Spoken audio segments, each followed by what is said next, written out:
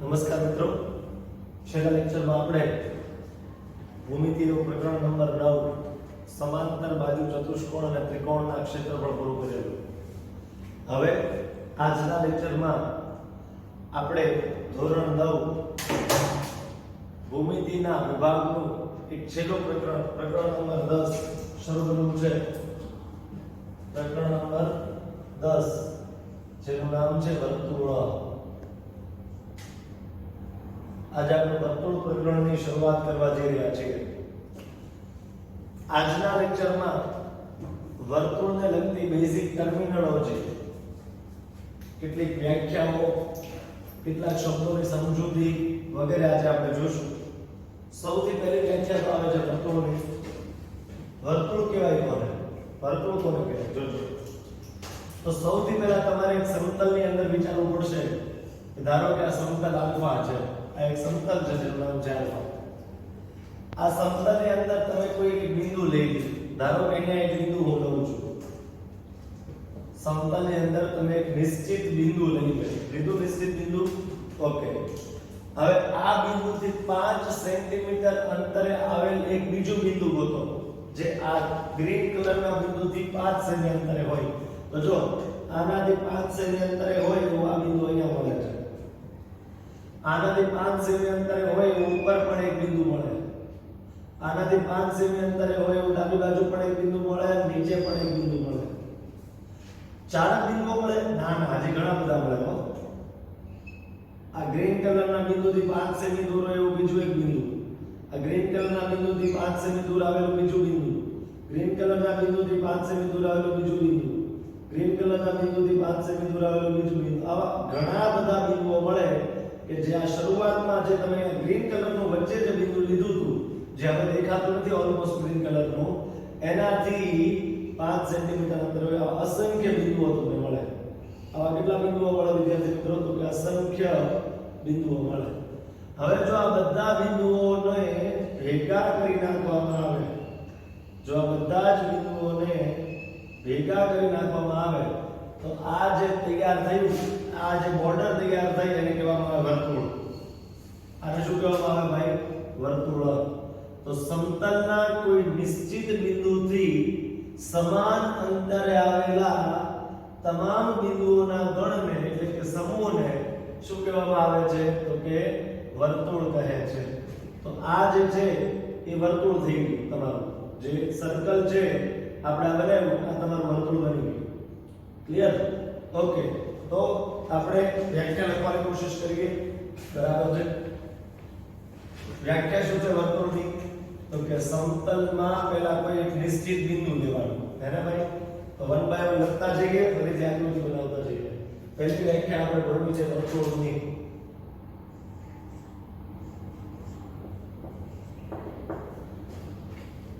સમતલના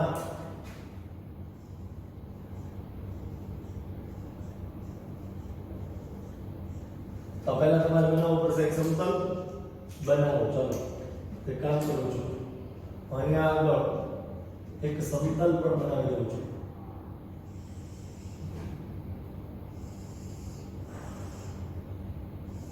સમતલ આલ્ફા. એમાં કોઈ નિશ્ચિત બિંદુ લઈ લઉં. ધારો કે અહીંયા આગળ એક નિશ્ચિત બિંદુ લઈ લીધું. તો સમતલના કોઈ નિશ્ચિત બિંદુ, કોઈ નિશ્ચિત બિંદુ થી સમતલના કોઈ નિશ્ચિત બિંદુથી સમાન અંતરે તો જો એક સમતલ લીધું, એની અંદર એક નિશ્ચિત બિંદુ લીધું, એનાથી સમાન અંતરે આવેલા ઘણા બધા બિંદુઓ લેવાના. એનાથી સમાન અંતરે આવેલા બિંદુઓના ગણને એટલે કે સમૂહને શું કહેવામાં આવે છે? વર્તુળ કહે છે. શું કહેવામાં આવે? વર્તુળ કહેવામાં આવે છે. તો આ સમતલ લીધું, એનું નિશ્ચિત બિંદુ, એનાથી સમાન અંતરે ઘણા બધા બિંદુઓ હોય. આ પણ એક બિંદુ હોય, આ પણ, આવા ઘણા બધા બિંદુઓ હોય કે જે આ નિશ્ચિત બિંદુથી સમાન અંતરે હોય. એવા ઘણા બધા બિંદુઓ હોય કે જે આ નિશ્ચિત બિંદુથી સમાન અંતરે હોય. આ બધાને જો જોડી નાખશો તમે, બરાબર છે, તો તમારું વર્તુળ તૈયાર થઈ જશે. ક્લિયર છે? ઓકે, તો આ જે છે એ વર્તુળ તૈયાર થઈ જશે તમારું. તમારે તો ડાયરેક્ટ પરફેક્ટલી વર્તુળ જ દોરવાનું રહેશે. ક્લિયર? ઓકે, હવે અહીંયા આગળ જે વચ્ચે તમે નિશ્ચિત બિંદુ લીધું છે કે વર્તુળનું કેન્દ્ર કહે છે, અને આ જે તમે નિશ્ચિત અંતર લીધું છે અહીંથી એટલું, અહીંથી એટલું, કે અહીંથી એટલું, કે અહીંથી એટલું, એને વર્તુળની ત્રિજ્યા કહે છે. તો નિશ્ચિત બિંદુ જે તમે વચ્ચે બ્લેક કલરનું અહીંયા લીધું છે, અહીંયા આગળ જે તમે નિશ્ચિત બિંદુ લીધું છે બ્લેક કલરનું, એને કહેવામાં આવે છે, આ જે નિશ્ચિત બિંદુ લીધું છે એને વર્તુળનું કેન્દ્ર કહે છે, અને આ જે નિશ્ચિત અંતર લીધું છે એને વર્તુળની ત્રિજ્યા કહે છે. તો આ નિશ્ચિત બિંદુને, આ નિશ્ચિત બિંદુને શું કહેવામાં આવે છે? આ નિશ્ચિત બિંદુને વર્તુળનું કેન્દ્ર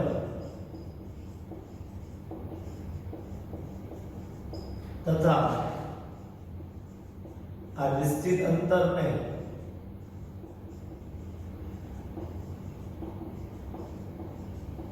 ત્રિજ્યા કહે છે.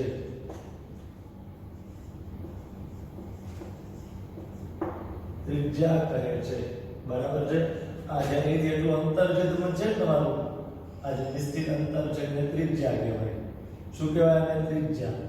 તો અહીંયા r અથવા તો ગુજરાતીમાં એવું લખી નાખો ત્રિજ્યા. બરાબર?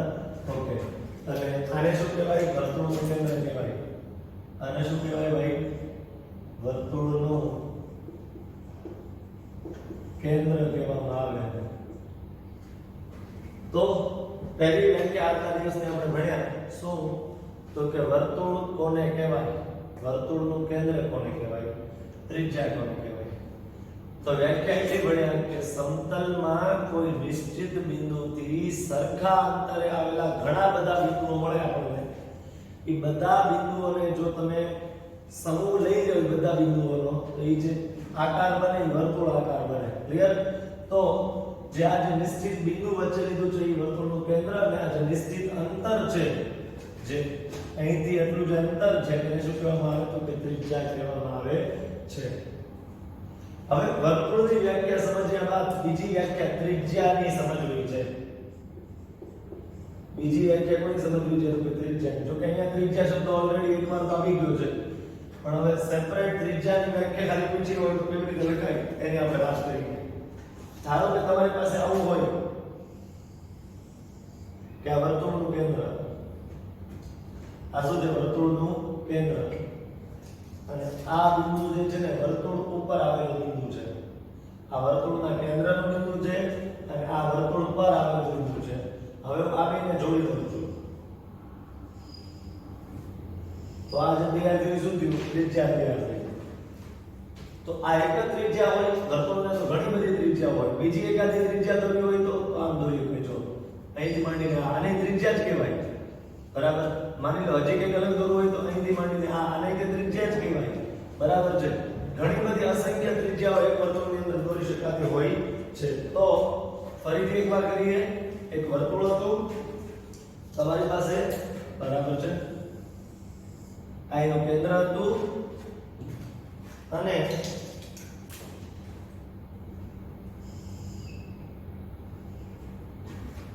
ચલો આ વસ્તુ જે છે આ પ્રમાણે છે. તો ત્રિજ્યા છે ને એક રેખાખંડ છે. રેખાખંડ કોને કહેવાય? અહીંયા તે કંઈક ને કંઈક અંત્ય બિંદુ હોય ને અહીંયા રેખા હોય, રેખા એ અંત્ય બિંદુ ન હોય.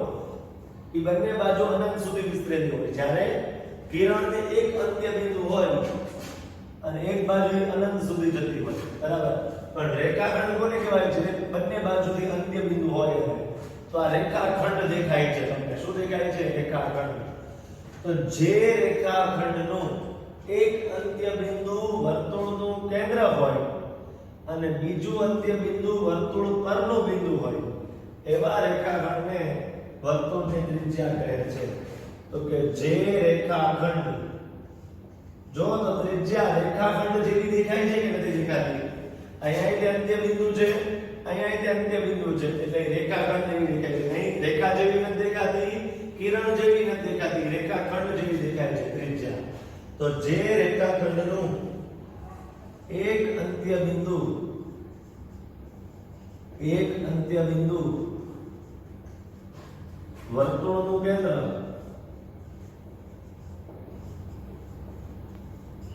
તથા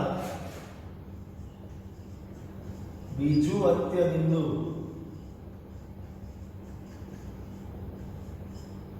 વર્તુળ પરનું બિંદુ હોય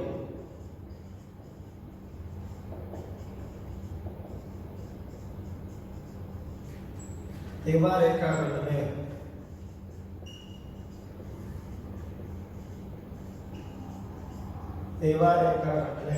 વર્તુળની ત્રિજ્યા કહે છે. વર્તુળની ત્રિજ્યા કહે છે. તો તમે જો આ આકૃતિમાં જોવો તો આને કહેવાય ત્રિજ્યા. અને શું કહેવાય? ત્રિજ્યા. ત્રિજ્યાને તમે દર્શાવવું હોય તો સ્મોલ r વડે આપણે દર્શાવીએ છીએ, કારણ કે અંગ્રેજીમાં રેડિયસ કહેવાય. એટલે અંગ્રેજીમાં શું કહેવાય? રેડિયસ, એટલે કે સ્મોલ r વડે એને દર્શાવવામાં આવતું હોય છે. ક્લિયર? તો આ વ્યાખ્યા યાદ હોવી જોઈએ ત્રિજ્યાની. ત્યારબાદ એક નવી વ્યાખ્યા જે આવે છે એ આવે છે જીવા. આજના દિવસની જે ત્રીજી વ્યાખ્યા તમારે શીખવાની છે એ છે જીવા. જીવા કોને કહેવાય? જો હું દોરીને બતાવું. ધારો કે એક સર્કલ હોય, તમારી પાસે વર્તુળ હોય, બરાબર? આ એક વર્તુળ હોય તમારી પાસે, તો આને જીવા કહી શકાય. આને શું કહી શકાય? જીવા કહેવાય. કેમ? કારણ કે જીવાની વ્યાખ્યા એવું કે છે આપણને બેટા કે જે રેખાખંડના બંને અંત્ય બિંદુઓ વર્તુળ પર હોય. અહીંયા એવું નહોતું. અહીંયા એક અંત્ય બિંદુ વર્તુળનું કેન્દ્ર હતું અને બીજું અંત્ય બિંદુ વર્તુળ પર હતું. જ્યારે અહીંયા બંને અંત્ય બિંદુઓ વર્તુળ પર છે. ફરક સમજજો, ખાસ ફરકને સમજજો. ત્રિજ્યા કોને કહેવાય? જેનું એક અંત્ય બિંદુ વર્તુળનું કેન્દ્ર હોય અને બીજું અંત્ય બિંદુ વર્તુળ પરનું બિંદુ હોય. ફરીથી, જેનું એક અંત્ય બિંદુ વર્તુળનું કેન્દ્ર હોય અને બીજું અંત્ય બિંદુ વર્તુળ પરનું બિંદુ હોય. જ્યારે અહીંયા બંને અંત્ય બિંદુઓ વર્તુળ પર હોય. બંને અંત્ય બિંદુઓ ક્યાં આવેલા હોય? વર્તુળ પર આવેલા હોય. તો જે રેખાખંડના બંને અંત્ય બિંદુઓ વર્તુળ પર હોય, આનું તો એક જ અંત્ય બિંદુ વર્તુળ પર હતું, એક તો વર્તુળનું કેન્દ્ર હતું. આના બંને અંત્ય બિંદુ, આવા ઘણી બધી જીવાઓ છે. આ પણ એક જીવા જ છે, બરાબર? પછી આ પણ એક જીવા જ છે, આ પણ એક જીવા જ છે. સમજાય છે? ઘણી બધી જીવાઓ દોરી શકાય, પણ જીવા કહેવાય કોને? તો કે બંને અંત્ય બિંદુ વર્તુળ પર હોવા જોઈએ એવો રેખાખંડ. બરાબર? તો જે રેખાખંડના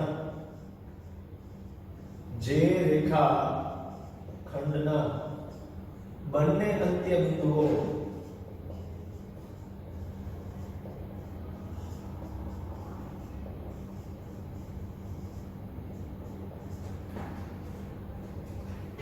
વર્તુળ પર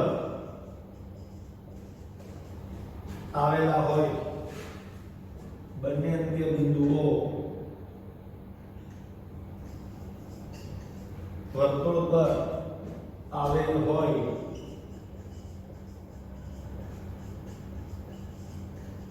તેવા રેખાખંડને શું કહેવામાં આવે છે? જીવા કહે છે. તો જે રેખાખંડના બંને અંત્ય બિંદુઓ વર્તુળ પર આવેલા હોય એવા પ્રકારના રેખાખંડોને જીવા કહે છે. બરાબર છે? શું કહેવામાં આવે છે? એને જીવા કહેવામાં આવે છે. હવે એક જ આકૃતિની અંદર સમજીએ તો આ થઈ ગઈ તમારી ત્રિજ્યા અને આ થઈ ગઈ તમારી જીવા. એવું નથી જીવા આમ સીધી જ હોય તો ત્રિજ્યા આમ સીધી જ હોય, આમ આડી હોય, આમ જીવાય આડી હોઈ શકે. જો અમે ઘણી બધી જીવાઓ દર્શાવી છે, બરાબર? એવું નથી આ સીધી હોય ને જીવા કહેવાય. આઈ જીવા છે, આઈ જીવા છે, આઈ જીવા છે, આઈને જીવા છે, આઈને જીવા છે. ઘણી બધી જીવાઓ દોરી શકાય. સમજાય કે આમ કેટલી ઘણી બધી જીવાઓ દોરી શકાય. ક્લિયર? તો આટલી વ્યાખ્યાઓને ખાસ પહેલા અત્યારે યાદ રાખજો. કેટલી વ્યાખ્યાઓ જોઈ આપણે? આને શું કહેવાય ભાઈ? આને શું કહેવાય? જીવા કહેવાય. શું કહેવાય આને? જીવ. આ ત્રણ વ્યાખ્યાઓ ખાસ એકવાર જોઈ લો, વાંચી લો, એકવાર વાંચો ઝડપથી.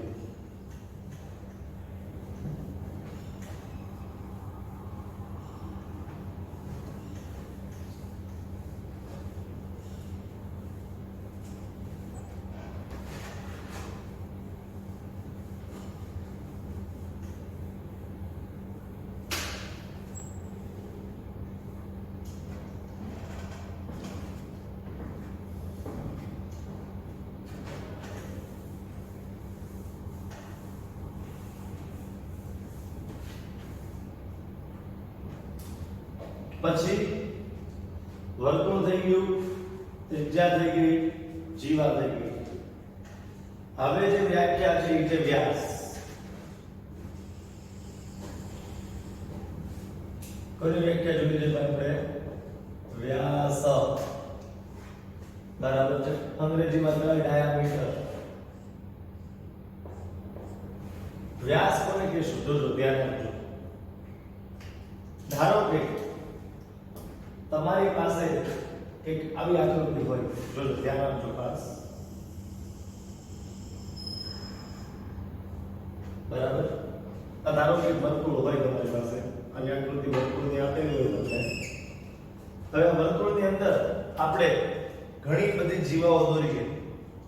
ઘણી બધી જીવાઓ દોરું છું. જો આ પહેલી જીવા, એ કેન્દ્ર છે, બરોબર, માની લેજો. અહીંયા શું છે? તો કે કેન્દ્ર છે. તો આ વર્તુળની અંદર ઘણી બધી જીવાઓ દોરું છું, ધ્યાન આપજો. તો આ પહેલી જીવા, આ વર્તુળની બીજી જીવા, આ વર્તુળની અંદર ત્રીજી જીવા, આ વર્તુળની અંદર ચોથી જીવા, આ વર્તુળની પાંચમી જીવા, આ છઠ્ઠી જીવા, આ સાતમી જીવા.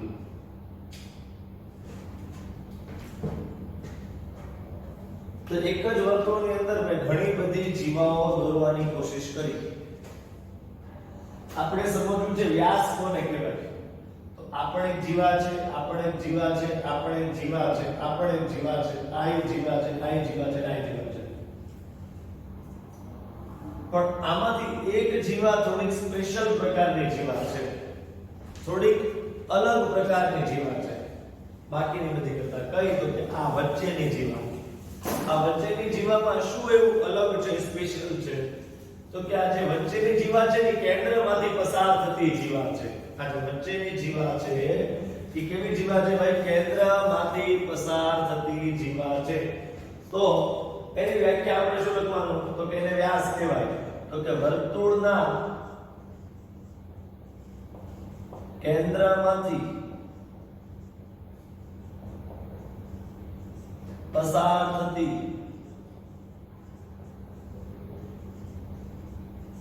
જીવાને વર્તુળના કેન્દ્રમાંથી પસાર થતી જીવાને વર્તુળનો વ્યાસ કહે છે. વર્તુળના કેન્દ્રમાંથી પસાર થતી જીવાને, જો આ જે વચ્ચેની જીવા છે ને એને વ્યાસ કહી શકાય. જો કે એક પ્રકારની જીવા છે, વ્યાસ એ એક જીવાનો જ એક પ્રકાર છે. વ્યાસ એ પેલા જીવા તો હોય જ તે, બરાબર છે. આ બધી જીવા બધી છે. 7 રેખાખંડ મેં લાલ કલરના દોર્યા છે. એ 7 રેખાખંડ એ જીવા તો છે તે 1 2 3 4 5 6 7 7 જીવા તો છે તે. પણ આ જે વચ્ચેની જીવા છે એ થોડીક સ્પેશિયલ પ્રકારની જીવા છે, એટલે એને વ્યાસ કહેવામાં આવે. બરાબર છે. કેવા પ્રકારની? સ્પેશિયલ પ્રકારની એટલે વર્તુળના કેન્દ્રમાંથી પસાર થતી જીવા છે. કેવી જીવા છે? વર્તુળના કેન્દ્રમાંથી પસાર થતી. અથવા હવે આની બીજી વ્યાખ્યા સમજીએ આપણે. અથવા આની બીજી વ્યાખ્યા પણ તમારે યાદ રાખવાની. શું? તો કે જો આ ઘણી બધી જીવાઓ દોરી છે, આ 1 આ 2 આ 3 આ ચોથી જીવા, આ પાંચમી જીવા, આ છઠ્ઠી, આ સાતમી, મેં 7 જીવાઓ દોરી છે. એમાંથી સૌથી મોટા મોટી જીવા કઈ દેખાય છે તમને? આ કે આ? તો તમને દેખાતું હશે. કે જે વચ્ચેની જીવા છે જેને આપણે વ્યાસ કીધેલું છે બરાબર છે, જે કેન્દ્રમાંથી પસાર થાય છે ઈ, તો અહીંયા એવું પણ લખી શકાય વર્તુળની મોટામાં મોટી જીવાને વર્તુળનો વ્યાસ કહે છે. વર્તુળની મોટામાં મોટી જીવા, એનાથી કોઈ મોટી જીવા હોય જ નહીં આખા વર્તુળમાં, સૌથી મોટામાં મોટી. હવે સમજો, જીવા હંમેશા આમ સીધી હોય એવું જરૂર નથી. મેં આગળ જણાવ્યું એ મુજબ જીવા આમ પણ હોય, આમ પણ હોય, આમ પણ હોય, ગમે એમ હોઈ શકે છે. પણ તમને સમજાવવા માટે બધી આમ સીધી સમક્ષિતિજ જીવાઓ દોરી છે બરાબર છે, આ પ્રકારની હોરિઝોન્ટલ. ક્લિયર છે? બાકી જીવા બધી આમ સ્ટ્રેટ સીધી જ હોય, કોઈ ત્રાસી ન હોય એવું નથી બરાબર છે. ઘણા બધી જીવાઓ દોરી શકાય, પણ તમને સમજાવવા માટે મેં બધી સમક્ષિતિજ જીવાઓ દોરી છે. તો વર્તુળના કેન્દ્રમાંથી પસાર થતી જીવાને વર્તુળનો વ્યાસ કહે છે. જો આ વર્તુળનું કેન્દ્ર, આ વર્તુળનું કેન્દ્ર હતું, એમાંથી પસાર થાય છે જીવા, એટલે તેને વ્યાસ કહેવાય બરાબર છે. અથવા તો વર્તુળની મોટામાં મોટી જીવાને વર્તુળનો વ્યાસ કહે છે બરાબર. હવે આગળ જતા કેવો આવશે ખબર? દાખલાઓમાં છે ને મારે તમને વ્યાસ પૂછવો હશે, મારે છે ને તમને વ્યાસ પૂછવો હશે, પણ ડાયરેક્ટ એમ નહીં કહું કે બેટા વ્યાસ શોધો, એમ નહીં કહું. હું તમને એમ કહું કે આ વર્તુળની મોટામાં મોટી જીવાનું માપ શોધો. હું તમને વ્યાસ શોધો એમ નહીં પૂછું, હું તમને શું પૂછીશ કે આ વર્તુળની મોટામાં મોટી જીવાનું માપ શોધો. એટલે મોટામાં મોટી જીવાનું માપ શોધવાનું પૂછ્યું એટલે ઇનડાયરેક્ટલી મેં શું પૂછ્યું છે? વ્યાસ શોધવાનું જ પૂછ્યું છે. આવું દાખલામાં આવશે. હવે ધ્યાન આપજો, વ્યાસનું માપ ત્રિજ્યા કરતા બમણું હોય છે હંમેશા, યાદ રાખજો. શું? એ વ્યાખ્યા નથી, યાદ રાખવાનું છે. શું? તો કે વ્યાસ નું માપ ત્રિજ્યા કરતા કેટલું હોય છે? ડબલ, એટલે કે બમણું. એક્ઝેક્ટ ડબલ એટલે કે બમણું હોય છે. વ્યાસનું માપ ત્રિજ્યા કરતા ડબલ એટલે કે બમણું હોય છે. તો આ જો આમાંથી કયો વ્યાસ છે? તો કે આ વ્યાસ જે છે એ ડબલ છે. કોના કરતા? તો કે ત્રિજ્યા કરતા. વ્યાસનું માપ હંમેશા ત્રિજ્યા કરતા ડબલ હોય છે. તો તમે સમીકરણ સ્વરૂપે આમ લખીએ કે તેથી ડાયામીટર બરાબર 2 ટાઈમ્સ રેડિયસ, વ્યાસ બરાબર 2 ગુણ્યા ત્રિજ્યા બરાબર છે. તો આ જે છે એ તમે આ સમીકરણ સ્વરૂપે આ રીતે લખી શકો છો. તો આપણે વ્યાસની પણ વાત પૂરી કરી. ક્લિયર છે? ઓકે. હવે આટલી વસ્તુઓ તમને સમજાઈ ગઈ છે. આટલી વસ્તુઓ યાદ રાખતા જાઓ. પહેલા વર્તુળની વ્યાખ્યા, ત્રિજ્યાની વ્યાખ્યા, જીવાની વ્યાખ્યા, વ્યાસની વ્યાખ્યા. આ બધી વ્યાખ્યાઓ જે છે એને તમે સાથે સાથે પેરેલલ જોતા જાઓ. શું કહેવા માંગે છે? તો કે સમતલના કોઈ નિશ્ચિત બિંદુથી સમાન અંતરે આવેલા તમામ બિંદુઓના સમૂહને વર્તુળ કહે છે. જે વચ્ચેનું નિશ્ચિત બિંદુ છે એને વર્તુળનું કેન્દ્ર કહે છે, અને આ જે નિશ્ચિત અંતર તમે લીધેલું છે એને વર્તુળની ત્રિજ્યા કહે છે. ત્રિજ્યાની વ્યાખ્યા શું છે? તો કે જે રેખાખંડનું એક અંત્ય બિંદુ વર્તુળનું કેન્દ્ર હોય અને બીજું અંત્ય બિંદુ વર્તુળ પરનું બિંદુ હોય, એવા પ્રકારનો જે રેખાખંડ હોય તેને ત્રિજ્યા કહેવાય. જીવાની વ્યાખ્યા શું છે? જીવાની જે રેખાખંડના બંને અંત્ય બિંદુઓ વર્તુળ પર આવેલા હોય એને જીવા કહેવામાં આવે. વ્યાસની વ્યાખ્યા શું છે? એવી જીવા કે જે કેન્દ્રમાંથી પસાર થાય છે. એવી જીવા કે જે કેન્દ્રમાંથી પસાર થાય છે, અથવા તો મોટામાં મોટી જીવા એ વ્યાસ કહેવાય બરાબર છે. વ્યાસનું માપ ત્રિજ્યા કરતા બમણું હોય છે. હવે એક અગત્યનું સેન્ટેન્સ ત્યાર પછી બરાબર. દરેક જીવા વ્યાસ હોતી નથી, પરંતુ દરેક વ્યાસ એ જીવા હોય છે.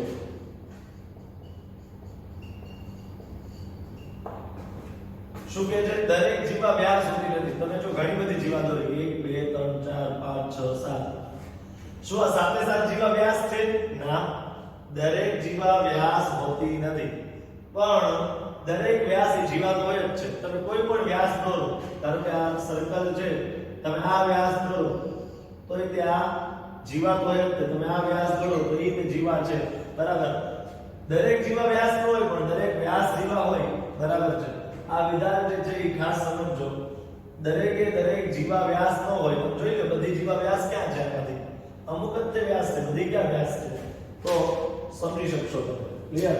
ચાલો, તો આટલા જે બેઝિક ટર્મિનોલોજી આપણે સમજવાની હતી, બરાબર છે, એને ઝડપથી તમે જોઈ લો, બરાબર છે. ત્યારબાદ આપણે આગળના ટોપિકમાં આગળ વધવું છે. ઝડપથી પહેલા તમે આનો અભ્યાસ કરી લો. જરૂર પડે તો સ્ક્રીનશોટ પાડી લો, કારણ કે હોમવર્કમાં ફેસબુકમાં લખવાનું થશે તમારે.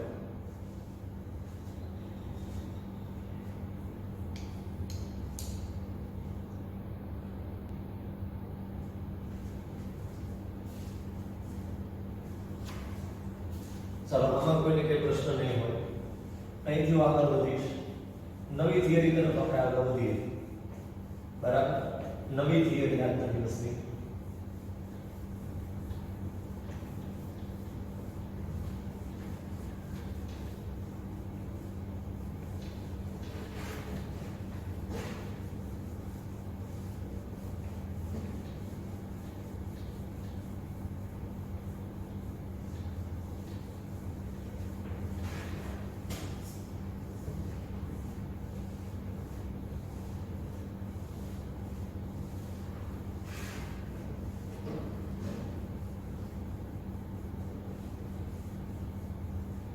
હવે જો ટોપિક એવો છે કે વર્તુળ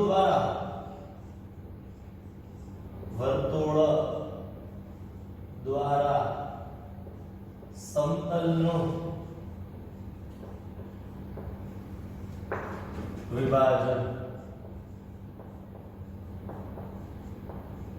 શું કીધું છે વિદ્યાર્થી મિત્રો? જો કે આપણને વર્તુળ દ્વારા તમે સમતલનું વિભાજન કરો તો એ તો થઈ જાય. કઈ રીતે? જો સમજવાની કોશિશ કરો. ધારો કે તમે એક સમતલ લ્યો છો,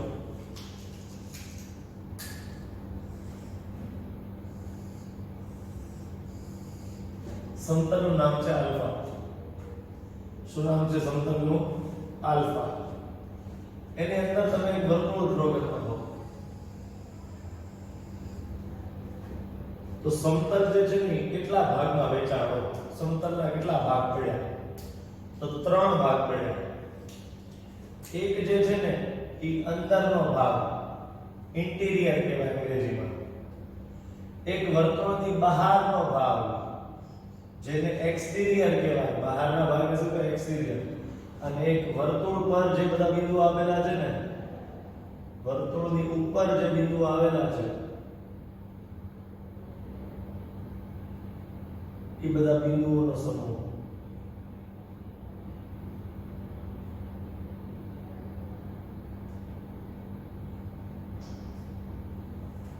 બરાબર છે. વર્તુળ ઉપર જે બિંદુઓ છે ને, વર્તુળની ઉપર એ બધા બિંદુઓ. તો વર્તુળનો અંદરનો ભાગ, વર્તુળનો બહારનો ભાગ અને વર્તુળ પોતે જે છે, પોતે વર્તુળ ઈ પણ એક ભાગ જ છે. બરાબર છે. ઈ પણ શું છે? તો કે ભાગ જ છે. ધારો કે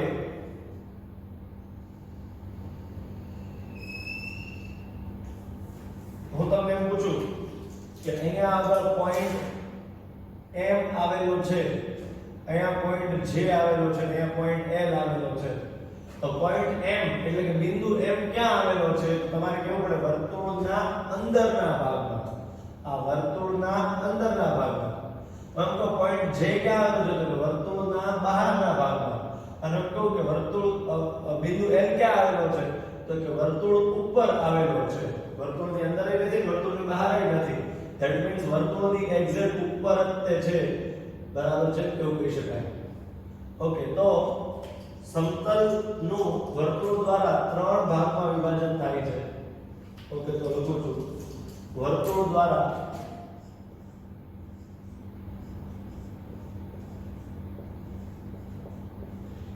સમતલ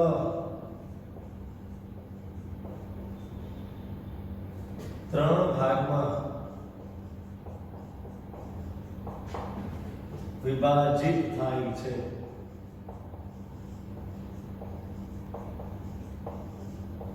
વિભાજિત થાય છે. પહેલું, વર્તુળનો અંદરનો ભાગ,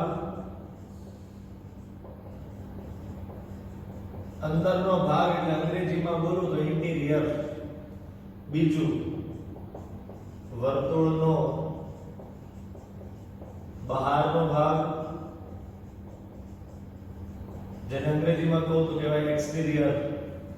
અને ત્રીજું, વર્તુળ પોતે.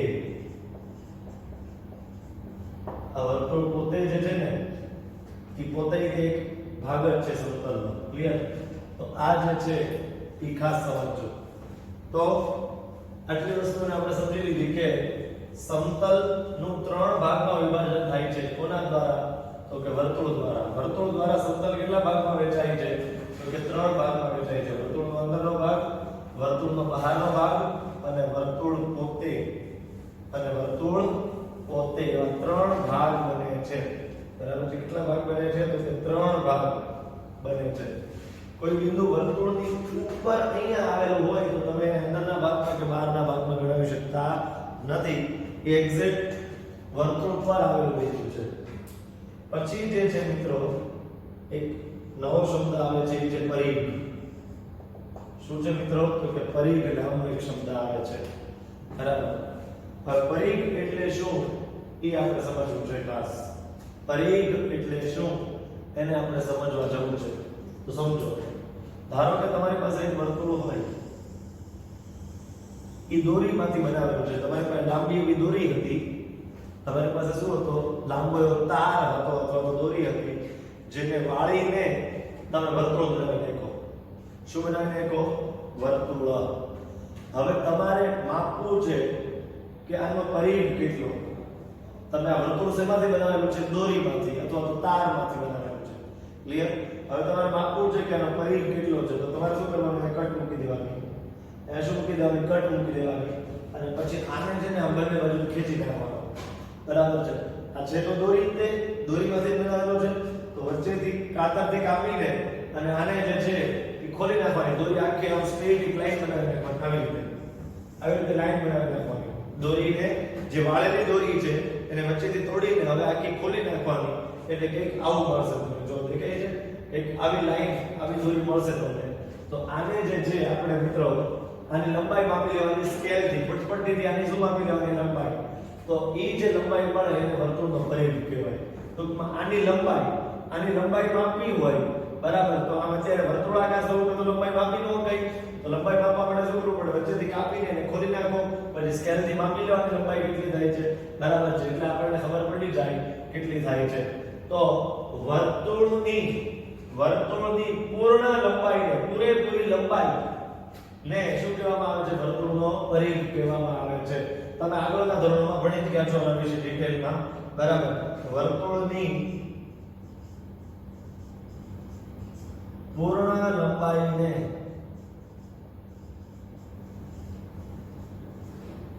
વર્તુળનો પરિઘ કહે છે. શું કહે છે વિદ્યાર્થી મિત્રો? વર્તુળનો પરિઘ કહે છે. ક્લિયર છે? તો સમજવાની કોશિશ કરજો કે વર્તુળની પૂરેપૂરી લંબાઈ જે છે, વર્તુળની લંબાઈ કેમ મપાય? તો કે વર્તુળને વચ્ચેથી ગમે ત્યાંથી કાપી નાખો અને આખો ખોલી નાખો. તમે પુટપટીની મદદથી આની લંબાઈ માપી લો. તો વર્તુળની પૂર્ણ લંબાઈને વર્તુળનો પરિઘ કહે છે. અને વર્તુળનો પરિઘ શોધવાનું સૂત્ર તો તમને આવડે જ છે. વર્તુળનો પરિઘ શોધવાનું સૂત્ર શું છે? 2πr. જ્યાં r જે છે એ વર્તુળની ત્રિજ્યા દર્શાવે છે. બરાબર છે? 2πr એનું સૂત્ર છે. તમે આગળના ધોરણમાં ભણી ગયા છો. બરાબર? તો આ જે છે એ પરિઘ વિશે આપણને ખબર હોવી જોઈએ કે વર્તુળની જે પૂરેપૂરી લંબાઈ છે એને વર્તુળનો પરિઘ કહેવામાં આવે. જે શોધવું હોય લંબાઈ ડાયરેક્ટ તમારે, તેનું સૂત્ર છે 2πr, જે r જે છે એ વર્તુળની ત્રિજ્યા દર્શાવે છે. ક્લિયર છે? તમે પ્રેક્ટિકલી જો વર્તુળનો પરિઘ મેળવવો હોય તો વચ્ચેથી મેં કીધું કાતરથી કાપીને ખોલી નાખો અને પછી તમે માપપટ્ટીની મદદથી માપી લો. અથવા તો તમે એની ત્રિજ્યા માપીને સૂત્રમાં કિંમત મૂકી દો પાઈ ની કિંમત 22/7 અથવા 3.14 ત્રિજ્યા તમારે માપી લેવી પડે વર્તુળની. તો આના પરથી થિયોરેટિકલી પણ એટલે કે સૈદ્ધાંતિક રીતે પણ આની પરિઘ માપી શકાય. તો પ્રેક્ટિકલી પણ માપી શકાય અને થિયોરેટિકલી પણ માપી શકાય. ક્લિયર? ચાલો હવે અહીંથી આગળ વધીએ છીએ એક નવી વસ્તુ તરફ.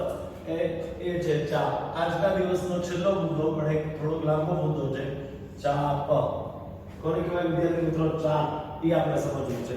બરાબર છે? તો હવે ચાપ વિશે જો આપણે વાત કરવી હોય તો સમજીએ. જો ધારો કે વર્તુળ પર બે બિંદુઓ A અને B લઈ લો. વર્તુળ પરના બે બિંદુઓ A અને B. તો જો મિત્રો અહીંયા બિંદુ A છે અને અહીંયા બિંદુ B છે. વર્તુળ પર બે બિંદુઓ A અને B દેખાય છે. એની વચ્ચેના જે બધા બિંદુઓ છે ને A અને B ની વચ્ચેના, આને કહેવાય ચાપ. વર્તુળ પરના બે બિંદુઓ વચ્ચેના વર્તુળના ભાગને, વર્તુળ પર ના બે બિંદુઓ વચ્ચેનો ભાગ એટલે વર્તુળની ચાપ થાય. તો આને શું કહેવાય મિત્રો? તો કે ચાપ. શું કહેવાય? તો કે ચાપ કહેવાય. જ્યારે તમે સમજવા જાઓ તો ઉપરની ને ચાપ જ છે. જો આને પણ ચાપ જ કહેવાય. વર્તુળ પરના બે બિંદુઓ એની વચ્ચે આવેલા તમામ બિંદુઓનો જે ભાગ બને છે તમારો, વર્તુળ પરના બે બિંદુઓ, વર્તુળ પરના બે બિંદુઓ જે છે A અને B, એની વચ્ચે આવેલો વર્તુળનો ભાગ એને કહેવાય ચાપ. એને પણ શું કહેવાય? ચાપ કહેવાય. આને તે ચાપ કહેવાય, આને તે ચાપ કહેવાય. બંનેને ચાપ કહેવાય. ફરક શું છે? અહીંયા ચાપ નાની છે, અર્ધ વર્તુળ કરતા નાની છે એટલે આને લઘુ ચાપ કહેવાશે. બરાબર? અને ઉપરની જે ચાપ છે એ સાઈઝમાં મોટી છે અર્ધ વર્તુળ કરતા, તો આને ગુરુ ચાપ કહેવાશે. શું કહેવાશે? તો કે એને ગુરુ ચાપ કહેવાશે. આ લઘુ ચાપ છે, રેડ કલરની, ને ઉપર જે ગુરુ ચાપ છે. ક્લિયર છે? તો વર્તુળ પરના બે બિંદુઓ વચ્ચેના વર્તુળના ભાગને વર્તુળની ચાપ કહે છે. શું લખશું? વર્તુળ પરના બે બિંદુઓ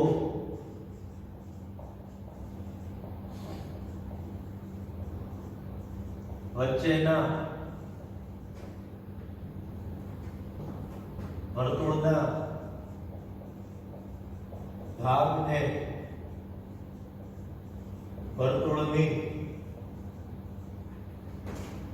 ચાપ કહે છે. શું કહે છે મિત્રો? ચાપ કહે છે. હવે જો આને તમારે સંકેતમાં દર્શાવો ને, ચાપ AB, ચાપ AB ને, ચાપ AB ને સંકેતમાં કેમ દર્શાવે ખબર છે? આવી રીતે.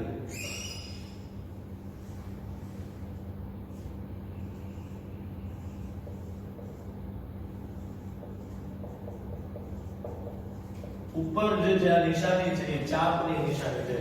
જેમ રેખા AB લખવું હોય તો આમ લખાય સંકેતમાં, રેખાખંડ AB લખવું હોય તો આમ લખાય, કિરણ AB લખવું હોય તો આમ લખાય, કિરણ B લખવું હોય તો આમ લખાય.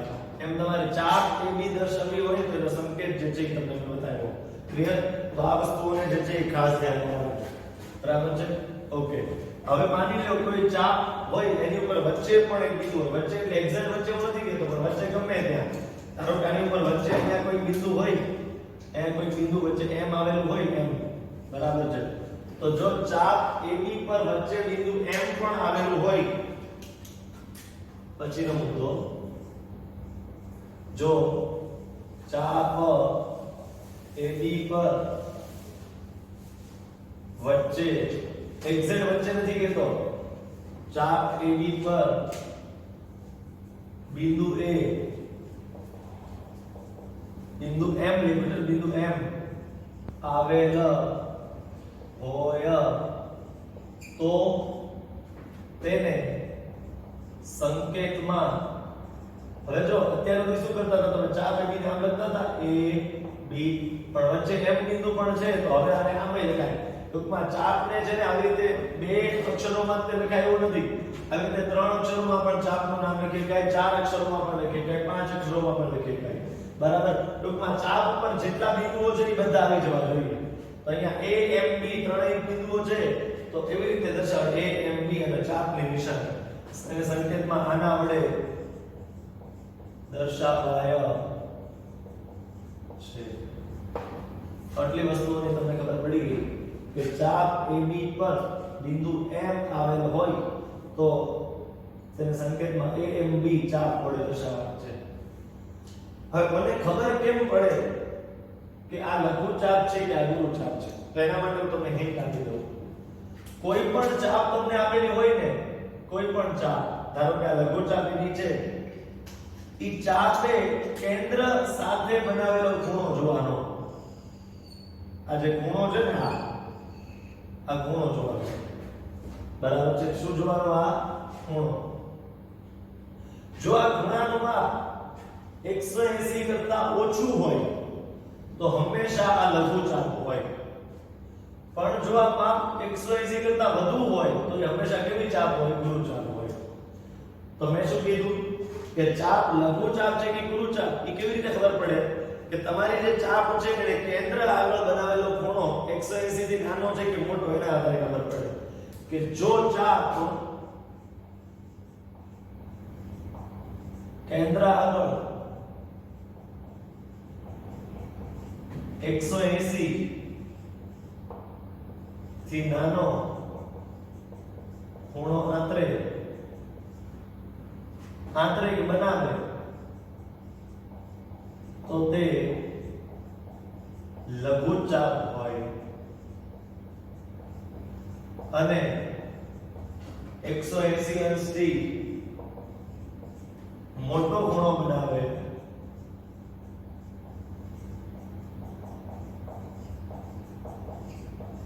તો તે ગુરુ ચાપ હોય. જો 180 થી નાનો ખૂણો અહીંયા બનતો હોય તો એ શું હોય? લઘુ ચાપ. 180 થી મોટો ખૂણો હોય તો ગુરુ ચાપ. એક્ઝેક્ટ 180 હોય તો એને કહેવાય અર્ધ વર્તુળ ચાપ. શું કહેવાય? અર્ધ વર્તુળ ચાપ. અર્ધ વર્તુળ કહેવાય. ક્લિયર? એક્ઝેક્ટ 180 નો ખૂણો હોય તો શું કહેવાય? એને અર્ધ વર્તુળ કહેવામાં આવશે. ક્લિયર? આટલી વસ્તુ ખબર પડે છે? ઓકે. હવે જો આ ખૂણો જે છે ને, ખૂણાને દર્શાવવા માટે ઘણી બધી જગ્યાએ હવે પછી તમારે ભૂમિતિમાં આ શબ્દ આવશે થીટા. કયો શબ્દ આવશે? થીટા. જો આવી રીતે થાય, આવી રીતે એની સાઇન છે, બરાબર છે. આને કહેવામાં આવે થીટા, બરાબર છે. થીટા એટલે શું છે? તો કે એ છે ને ગ્રીક ભાષાનો એક આલ્ફાબેટ છે. જેમ કે A B C D E F G H I આ અંગ્રેજી ભાષાના મૂળાક્ષરો છે, બરાબર. એવી રીતે આ ગ્રીક ભાષાનો એક આલ્ફાબેટ છે. ગ્રીક ભાષાની ABCD માં આવે છે થીટા. ક્લિયર? તો એના માટેનો સંકેત કયો છે મિત્રો? તો કે થીટા. ખૂણો દર્શાવવા માટેનો જનરલી સંકેત ભૂમિતિમાં કે ગણિતમાં વપરાતો હોય છે કયો? તો કે થીટા. ઘણા બધા સંકેત વપરાતા હોય પણ એમાંથી સૌથી વધુ જે વપરાય છે થીટા, બરાબર છે. તો જો થીટા ઇઝ લેસ ધેન 180, જો થીટા એટલે કે આ ખૂણો ઈ લેસ ધેન એટલે કે નાનો છે કોના કરતા? 180 કરતા, તો ઈ ગુરુ કોણ હોય? હંમેશા સોરી, તો ઈ લઘુ ચાપ હોય. માફ કરજો, ઈ શું હોય? લઘુ ચાપ હોય. જો થીટા મોટો હોય કોના કરતા? 180 કરતા, તો ઈ ગુરુ ચાપ હોય. અહીંયા લઘુ ચાપ હોય, અહીંયા ગુરુ ચાપ હોય. પણ જો થીટા એક્ઝેક્ટ 180 હોય, બરાબર છે, એક્ઝેક્ટ કેટલો હોય? તો કે 180 હોય તો કોઈ અર્ધ વર્તુળ ચાપ હોય. ક્લિયર? આટલી વસ્તુની તમને સમજણ પડતી હશે, બરાબર છે. હવે છેલ્લા બે સૂત્રો લખાવું છું, એનો ધોરણ 9 માં તો ઉપયોગ નથી, પણ છતાંય તમે અત્યારથી યાદ તો રાખી જ લેજો, ધોરણ 10 માં તમને કામ લાગશે, બરાબર છે. બે સૂત્રો. આ લઘુ ચાપ કેટલી લાંબી છે એ મારે માપવું છે.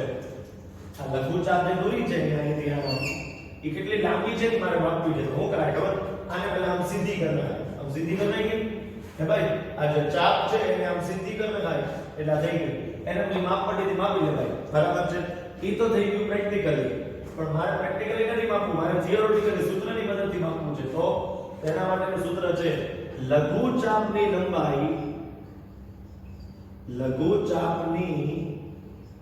લંબાઈ કેટલી લાંબી હોય? લઘુ લઘુચાપ કેટલી લાંબી હોય તો એના માટેનું સૂત્ર છે પાઈ r થીટા અપોન 180 પાઈ r થીટા અપોન 180 બરાબર છે પાઈ r થીટા અપોન 180 બરાબર છે માની લો તમારે ગુરુચાપની લંબાઈ શોધવી છે લઘુચાપ નહીં ગુરુચાપની લંબાઈ તો તમારે શું કરવાનું તો કે વર્તુળમાંથી લઘુચાપ માઈનસ કરી નાખો તો વધે ગુરુચાપ વધે કે ન વધે વર્તુળના પરિઘમાંથી આ જે આખો વર્તુળનો પરિઘ છે એમાંથી લઘુચાપ કાઢી નાખો આ ડિલીટ કરી નાખો ભૂસી નાખો તો વધે બ્લેક કલરની ગુરુચાપ જ વધે તો લખું છું કે વર્તુળનો પરિઘ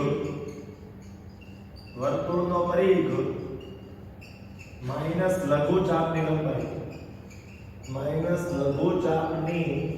લંબાઈ બરાબર છે વર્તુળના પરિઘનું સૂત્ર શું છે 2 પાઈ r માઈનસ લઘુચાપની લંબાઈનું સૂત્ર શું છે પાઈ r થીટા અપોન 180 બરાબર છે પાઈ r થીટા અપોન 180 તો આ જે સૂત્રો છે ને ભાઈ એ તમારે ઉપયોગમાં આવશે ધોરણ 10 માં પણ અત્યારે જાણકારી માટે યાદ રાખજો ખાસ બરાબર છે આ ઓપ્શનલ વસ્તુ છે બરાબર અત્યારે તમારા માટે ફરજિયાત વસ્તુ નથી પણ ખાસ યાદ રાખી લેજો આગળ જતા ઉપયોગમાં આવશે પાઈ એટલે 22 સપ્તમાંશ કે 3.14 r એટલે વર્તુળની ત્રિજ્યા થીટા એટલે શું ખબર થીટા આમાં પણ અને આમાં પણ બંને જગ્યાએ થીટા શું લેવાનો થીટા ઈ લઘુચાપે કેન્દ્ર સાથે બનાવેલો ખૂણો લઘુચાપે કેન્દ્ર સાથે બનાવેલ ખૂણો લેવાનો શું લેવાનો લઘુચાપે કેન્દ્ર સાથે બનાવેલ ભલે તમે ગુરુચાપ શોધવા જતા હો તો તે થીટા શું લેવાનો લઘુચાપે કેન્દ્ર સાથે બનાવેલો ખૂણો